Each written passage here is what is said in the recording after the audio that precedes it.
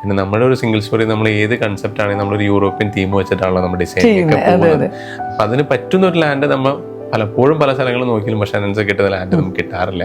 പക്ഷെ ഇപ്പം നമ്മൾ എടുത്തിരിക്കുന്നത് എക്സലന്റ് പ്രോപ്പർട്ടിയാണ്. ഒന്നും തന്നെ ആ പ്രോജക്റ്റിന്റെ ലൊക്കേഷൻ, ആ പ്രോജക്റ്റിലോട്ട് പോകുന്ന വഴി എന്ന് പറഞ്ഞാൽ ഒരു സ്റ്റേറ്റ് ഹൈവേ റോഡിൽ നിന്നാണ് ആക്സസ്.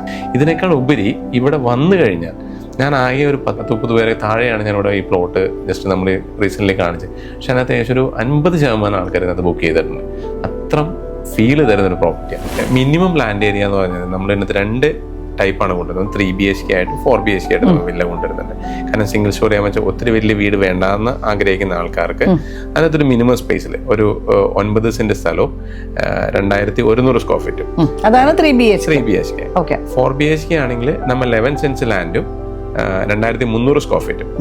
ഇതിനകത്തൊരു വ്യത്യാസം എന്ന് പറയുമ്പോൾ സാധാരണ നമ്മുടെ ഡിസൈനിന്റെ വ്യത്യാസം എന്ന് പറയുമ്പോൾ ഇതിനകത്ത് പോർച്ച് നമ്മൾ അറ്റാച്ച്ഡ് ആയിട്ടല്ല കൊടുത്തിരിക്കുന്നത്, ഡിറ്റാച്ച്ഡ് ആയിട്ടാണ് കൊടുത്തത്, സെപ്പറേറ്റ് ആണ് കൊടുത്തിരിക്കുന്നത്.